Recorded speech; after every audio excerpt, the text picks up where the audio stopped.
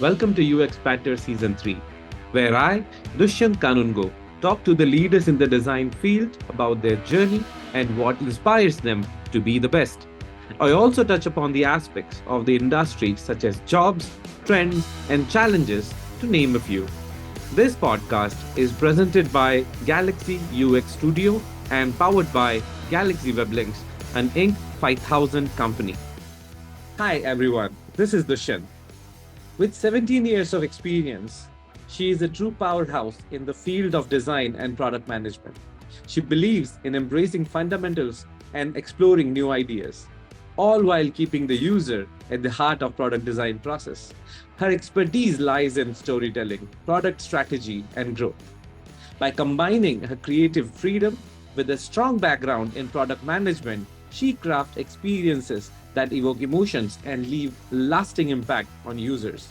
Please welcome our guest, Ana Bel Campos, the Director of User Experience Design at Exygy. Hello, everyone. Good to be here. So it was a pleasure to have you here. I mean, last time when we started the conversation, I believe it was a live wire. I think the energy was, off the chart. So I believe that we are going to continue with that energy in this recording session as well. I hope so. I hope so. Thank you so much for inviting me. It's really cool to be here. Yeah. So, Annabelle, when we were talking about your journey and how you mentioned that you come from outside of the US and then now you are living in Colorado. So, how the journey has been? What are the things that you have experienced and how the path has been so far? Oh my God, rough.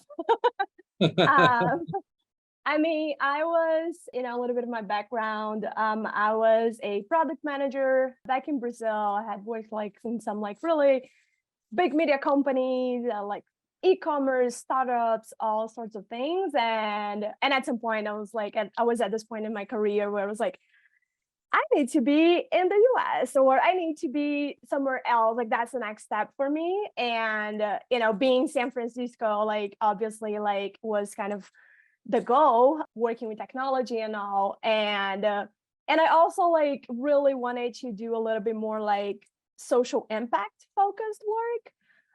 So I found Exygy. I had a friend that was actually working there, living in San Francisco, and I applied as a product manager. And after a lot of Skype interviews at that time, I, got hired and left Brazil to come work at Exygy. And I think I was a little lucky that they didn't quite know how to how rough the process would be to actually Yeah. bring someone with H-1B. So I went through all the getting a J-1, which is a trainee visa, and then getting H-1B, which was really lucky to get, and the green card. So it's a journey. It's definitely rough. So if you're taking that journey, be prepared.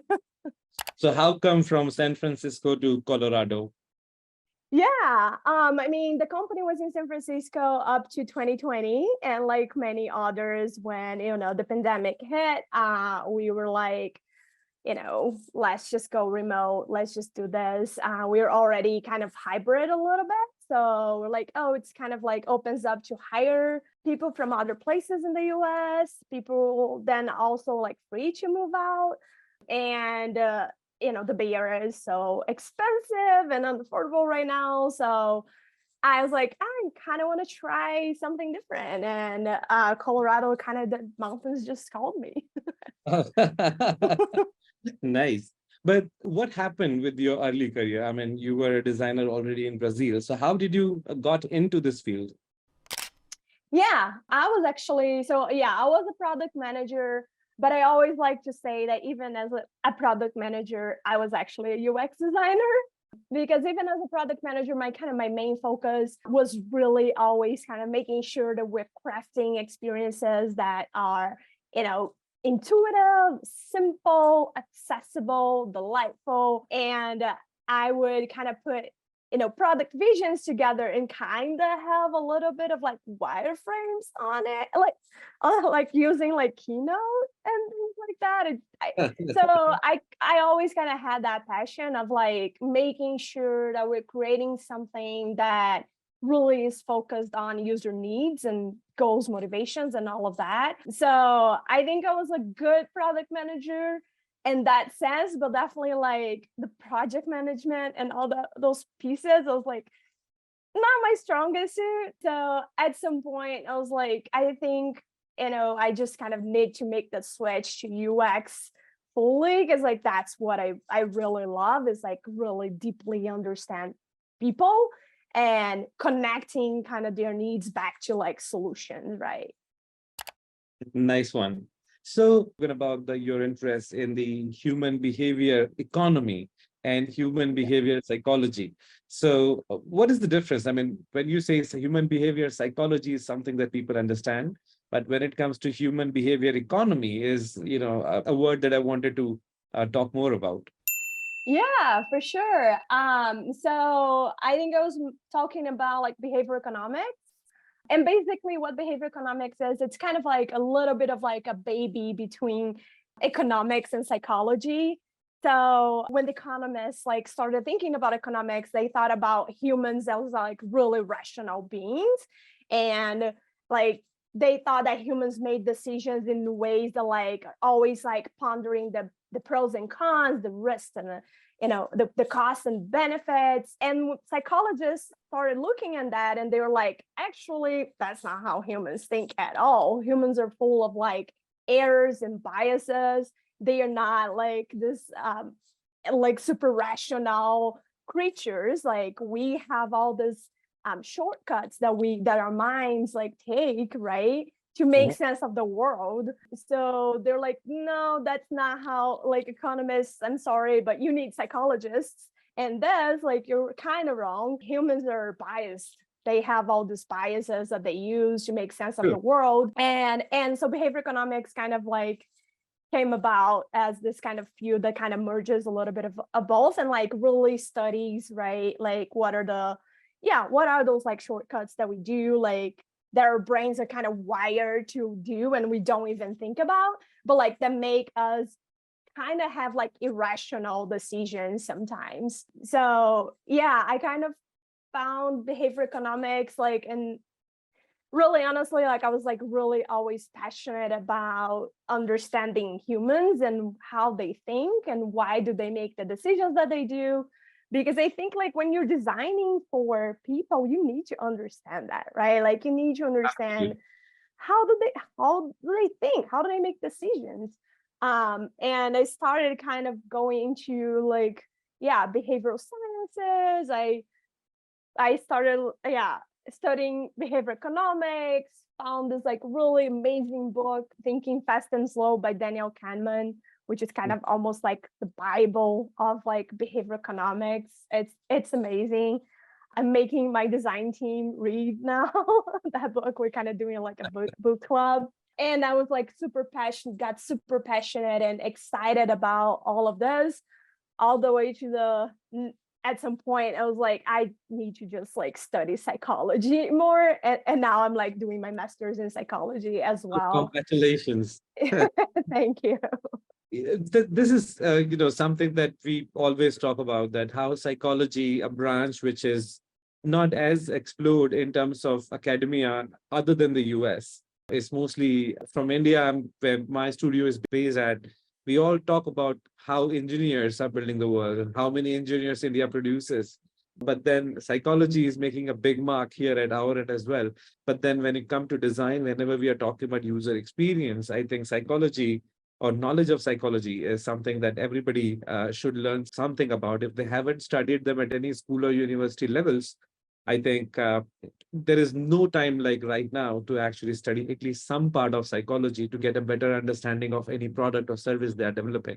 Yep. With that, I think one of the most important things that you just mentioned is about the biases. And also the second thing that we can just point out here is whenever anybody who is just starting off and then the empathy is not there, you cannot understand what the user thinks, what they do. The empathy word itself is so powerful, is that every single time that I'm recording these episodes, every single time this word has to appear in the communication with anybody who is doing UX. that empathy becomes the cornerstone of any discussion that if you're walking into a room with a full of UX people. Yeah, 100%. I think empathy is like a really big thing in UX and human-centered design. And I think it's like one of like our, values like at Exygy and our team as like design team is like we need to approach situations with a sense of like humbleness of like, I don't know what you're going through or like users are going through, right? Like and this ability to like really like deeply listen and empathize and understand like their needs so that like we can like remove ourselves from the picture a little bit. I think Mhm. the designer needs to have this ability of like sometimes forget like about themselves and what the solution is and like really just like listen to the user needs and like let kind of the solution kind of come naturally. So I do think, yeah, that ability is definitely like a crucial one for UX On designers. the same point, I mean, you mentioned the book, Thinking Fast and Slow. I think it's one of the fabulous books out there. And it's not just for the UX decision making. I believe that it actually helps you and enables you. It's a tool to help how you structure your mind. And it doesn't matter that if you're doing UX design or just a student. I think if you're even studying, say, mathematics, it helps you Sure. rationalize everything that you are actually talking about. And I 100% agree that this is one of the books which is going to go on the reading list. So you know what is happening. We in the previous episodes, whenever there is a book's name comes up, we make a separate note of it. And what we are going to do is that after the season ends, or even before that, we are going to publish one big blog post about recommendations from individual guests, and then let's see that how the notes are compared. And that is going to be the must read from the best designers in the world. Nice. Awesome. I think that's a great initiative. All right. On that note, I'm going to take you on our UX Banter Oh, rapid fire round. okay. I'm a little scared, but we'll see. Don't be. You'll be fine. All right. So, what kind of person are you? Are you go out person or stay in person? Go out. I'm Brazilian. I'm social. I like being with friends and having fun. Yep. Definitely go out. All right. Okay. Sunrise or sunsets? Sunset. Sunset. Yeah. I think I'm from Rio de Janeiro, and Um, we have one of the most beautiful sunsets in the world. And everyone goes to this stone uh, at the beach, and like people actually applaud the sunset over there. It's an experience. You have to do it, people. Go to Rio. Brazil is in my international travel bucket list that I definitely want to go there someday. Hopefully soon. But Highly recommend. beaches there are amazing. The wild, the forest and everything looks really, really wonderful. But yeah, let's see that I get the opportunity soon enough. All right. Next question. One day in your life you would like to relive. Woo! I think the day that I actually found out that I was hired by Exygy, because that was kind of a dream. I wanted to live abroad since I was like, I don't know, a teenager, Uh-huh. and wanted to like experience working abroad and have a career abroad. And that was kind of like a dream come true at that time. And I was so happy. All right. I think I know the answer, but I'm going to ask this question. Books or movies? Movies, I think. Okay. Which is your favorite movie then? There's this movie, it's an Argentinian movie. I think there's a US version too. It's El Secreto de sus Ojos. Sorry speaking Spanish on this. But it's a movie, it's a secret of your eyes, I guess. In your eyes of your eyes, something like that. URL. But Even URL, I like to read subtitles. I don't mind. it's like a crime detective, but also like love story. And I think it combines all of that, and it's an amazing movie. I think I have seen a couple of Brazilian films, including The City of God.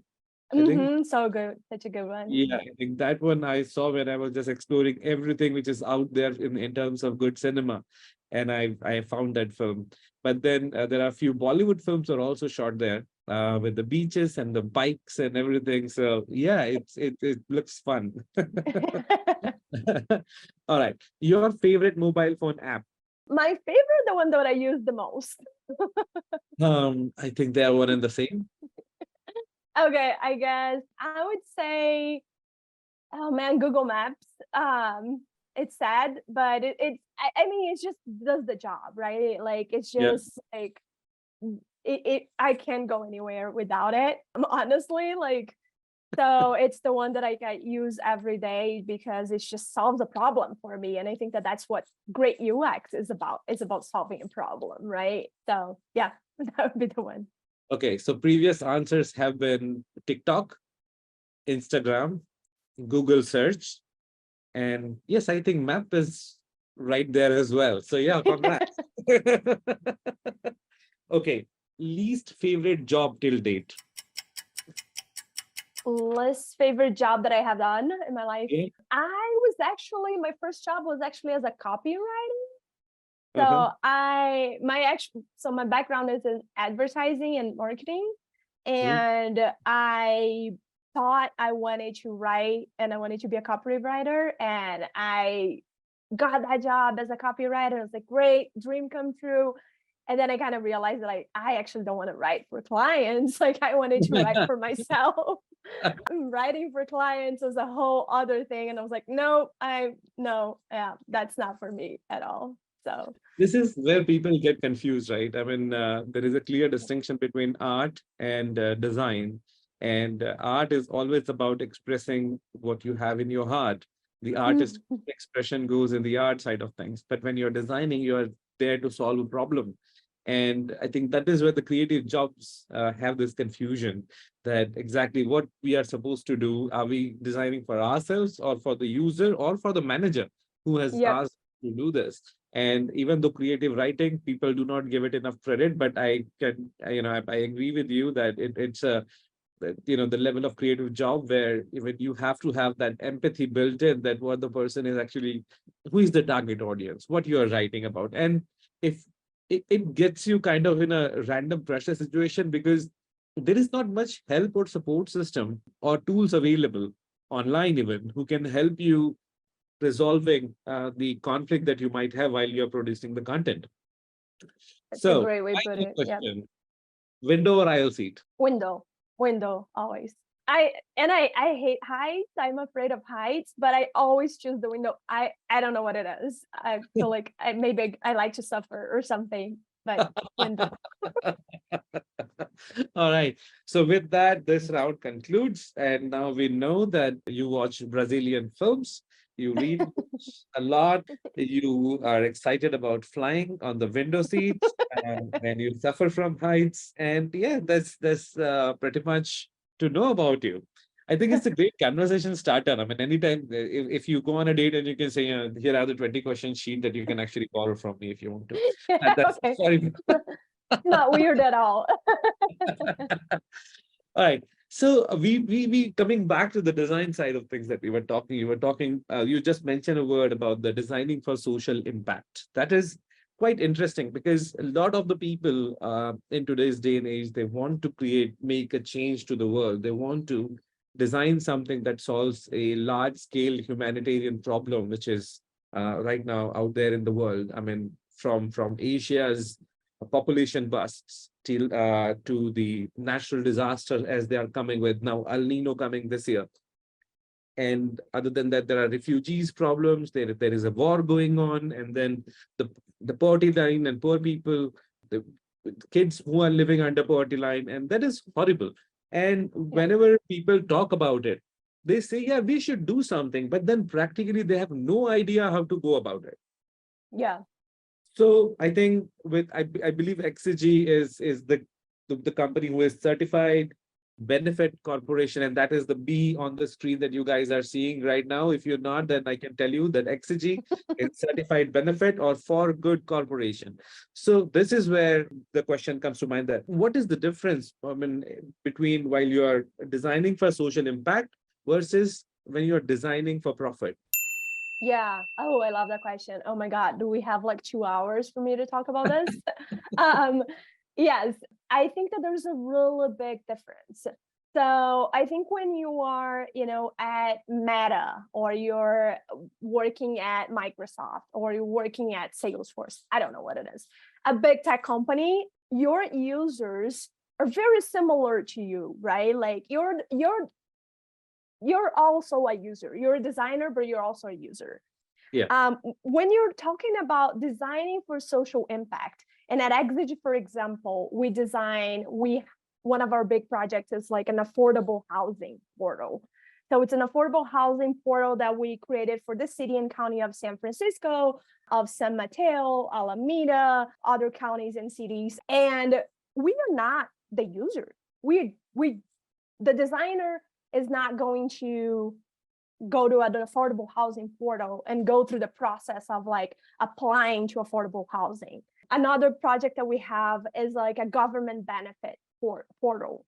So a portal where you can go and like apply to government benefits. We are also not that user. We are not gonna do that. So when you're designing for social impact, the designer is far removed from the lived experience of the user, right?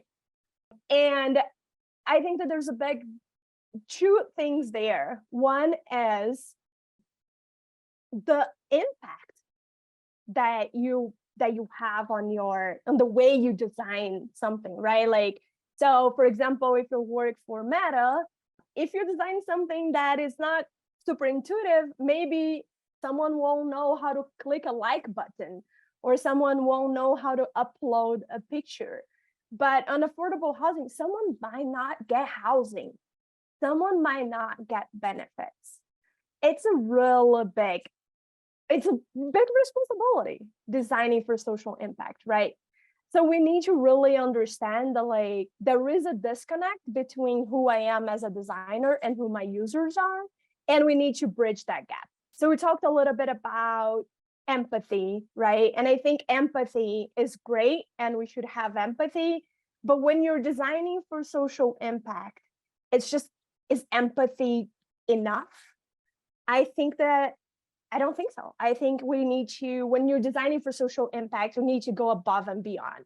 You need to actually close that gap between the designer and the user, which means really bringing the user to the design process, which means like having more like participatory design, having the user really like co-design solutions with us, and making sure that we are including users and with a lot of like a diverse like background, right? Like we don't want to leave anyone outside of that process. So for example, if we're talking about an affordable housing, I want to make sure that we are researching but also including users and the participatory design that have like different immigration statuses, that speak different languages, that have English as a second language, that have different abilities, that maybe have different ethnicities. So I think that idea of like inclusivity and equity is way more important when you're talking about designing for social impact, right? I generally don't go speechless, I'll be honest, but this definition has made me realize that whenever designing for social impact comes, it is actually not just impacting on the society, but individuals. I mean, as a large frame of things, it could mean that a child can go to a college, somebody will have, father gets to feed their family, some girl might, get home safely that evening. And Yeah. this is life changing solutions and equations that we are putting out there, and they have to be as easy to execute as much as possible, and people should be able to get these services without the red tape of like this and allow that. It should function the way it is supposed to. On the same note, I think there were two terms that we also talked about. One was equity centered design and community centered design. Yeah, I think those are like design processes that come a lot from the like social impact world, like that are not necessarily like as connected to the digital product, universe. And equity-centered design is this idea really like focusing on the people that are most at the margins, right? Like who are the ones that are suffering the most oppression from the systems that have been designed at some point and that we keep like kind of perpetuating those systems. So who is like suffering the most oppression? Let's focus on that group and let's solve the problem for them, because then we can solve the problem for everyone. So that's kind of like a little bit of like the idea of equity-centered design. And then community-centered design is this idea of like the community holds that knowledge and the community can solve the problem for themselves, right? So designers don't need to go to the communities and tell them how to solve problems. Designers should be facilitators, supporting like the community solve their own problems. So those are kind of two kind of concepts and processes that we see a lot in the social impact world. But when you're talking about digital products, there's not much of that, right? Like there's not much of like that thinking. So I see a little bit of like a disconnect between the tech world and the social impact world. And I think what we're trying to do at Exygy is kind of bridging those two worlds and bridging that gap and thinking about when we're designing digital products for social impact, how do we use kind of the digital design process that we know, like human-centered design, design thinking, but borrow elements of these other processes that are community-centered, that are equity-centered, to be part of that process as well, right? Like, so for example, we at Exygy have been like toying around with this idea of like a proprietary kind of design process called thoughtful design, where we kind of use, human-centered design as a foundation. So we use this process of discovery, ideation, design, testing, but then we borrow elements from equity-centered design. So we actually bring users to co-design with us. We conduct this like workshops where we bring like end users and we're like, let's all design this together. Let's ideate, let's brainstorm. How would you go about solving this problem? And the user is part of that solution as well. So it's not just the designer who is normally like an able-bodied male, white, of a certain socioeconomic class and a certain education level. That is not what the user is, just thinking about a solution themselves. Like they're actually like bringing the users who have the lived experience to kind of create solutions with us. So yeah, that's kind of what we have been like playing around, like how can we do more of that? It's very interesting. And then that's when I would ask that at Exygy, what kind of projects do you guys generally do, and what is the the clientele, and what generally the size of those clients that you handle? Yeah, it's a great question. It varies a lot. The sizes are all over the place. It's from like really big, civic entities and government to like small nonprofits. The types of clients that we have. So we work with mostly in like a couple of different sectors, the civic sector, health sector, philanthropy, some education. And most of our clients, they are like either like government. So we do like work a lot with a lot of like government entities, government agencies, or like foundations, nonprofits, or like startups that are also like focused on social impact. Okay. So Yeah. anybody who is willing to create a product which is in the lines of social responsibility or anything which is about social impact, that can come to you, and you can actually help them, guide them with whichever way it actually is happening. So to all the listeners, this is Exygy. So you can visit their website, which is exygy.com. Exygy.com. So that is the website where you guys can connect with Exygy's team and see that what they have been doing. And I think this is where the point comes that every single designer, we all go out there to change the world. But then the money comes in and everybody says, yeah, what the hell? I'll design what they ask me to do, and then that would be it. But the way that you have explained the responsibility of user experience designer in changing the world, it comes from the fact that the moment you're designing for social impact, it comes with an added responsibility of making sure that there is a roof on the head of a single mother, or somebody who wants to go to college or a school or get a good education, get Yeah. meal on their plates at the end of the day. So, what would be your advice to the young professionals who are starting out their careers in design? They want to make change to the world. And I think early in the career, before they go and settle down with big paying positions, and while they have the energy and ideas to change the world, what should they do and how they can actually get into this phase where they can develop super empathy towards the users, and the bigger part of working with organizations which design for social impact as a whole.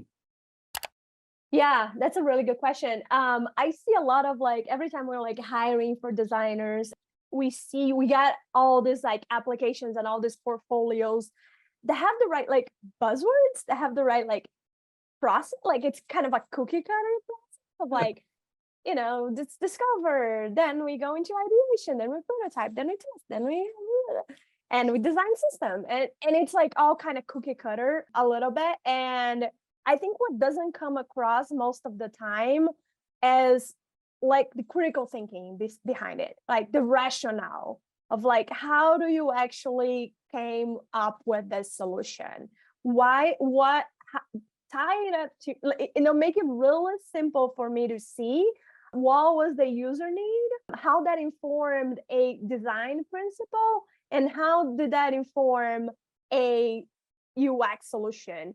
I think that like that piece is lacking a little bit from like what I've seen in like when people storytell about their work. So that would be one thing. And then the second thing is just like really honing in on that idea of like empathy and going above and beyond empathy, but like really focusing on the user and really focus on understanding people and understanding how they think and why they think in certain ways, why they make those decisions. I And completely agree with you, because the number of times, every single time when we have to interview and the portfolios look the same. And I just had this epidemic, I think a couple of years ago, when every single application that I was looking at, it was about a food delivery app. And I'm like, what's yeah, going on here? And everybody wants to yeah, create a food delivery app. And then you ask questions that, where is the back end? What is the driver looking at? What is the kitchen staff looking at? And they have no questions. They're just one app which is visible for you. As yeah, you said, they are not just the users. They are like four different users who are going to come in. That what side of order the kitchen staff is looking at? Who created this menu? Who entered the pictures of the dishes? And you don't yeah, have it. So where is the web interface of it? And what's the accounting is going to look at? And they look at me dumbfounded. It's like, what are you saying? It's like, there is human at the other end what of do a you mean? B2B Yeah, application or B2C application. No. yeah, and it's like nowadays I feel like a lot of times like I honestly like look more on the like research piece almost, and like the insights that they had about the users, and then like the actual like product themselves, like what they have designed. Because I think even especially now with AI and Mhm. AI tools, I have like been amazed by like there's all these like new tools that like AI will just like create an interface from scratch for you. You do a prompt and they like will create that. So obviously it's not quite there yet. It's not Yeah. great. Yeah, but it will get there. It will get there, and we'll get there fast. So I think AI can probably will be able to probably do a lot of that, kind of design production work of like putting together an interface and Figma will be like super smart, I think, and will like just kind of create it itself. But I don't think that AI will be able to understand humans in a way that we understand humans. Right. So I think if I could, give people advice, focus on the human aspect of user experience. Because I don't think AI is gonna. Maybe someday you will, but it will take a little, a little longer to get there.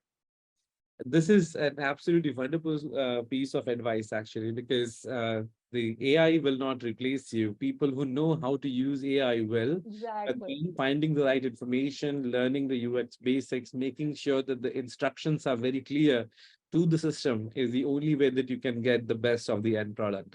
But this is the awareness, this is the sort of build up that people are actually looking for. So anybody who is coming into design from this point onwards, your Figma skills are good. A UI is required, but maybe, just maybe, that there is some bit of empathy and understanding how humans work and behave. And that book of psychology that we just mentioned at the earlier in this episode, Thinking Fast and Slow, is something that you might like to read.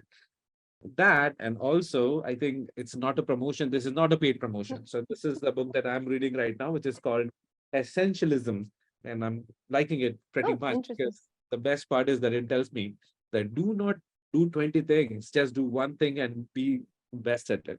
And I'm not following it so far yet. I'm not either. But it has some great learnings that I'm definitely going to add some in my practice. But yeah, so books do help, and that is where we learn more. But with that, I will say thank you so much, Annabelle, for joining us today. I mean, it has been a discussion that I never had with somebody before when it comes to talking about the social economics of it, or the behavioral economics of social impact designs. We all talk about it, big game, but when it comes to actually showing up, as most of the people just look for that the easiest way out and not fighting for the cause. And even if something is designed, actually running it, making sure it goes to the market, making sure it gets adopted and accepted, that is the part which is generally missing. So I think it was a really privilege to be in your company today, and I hope that everybody who was listening will get plenty of takeaways from this conversation.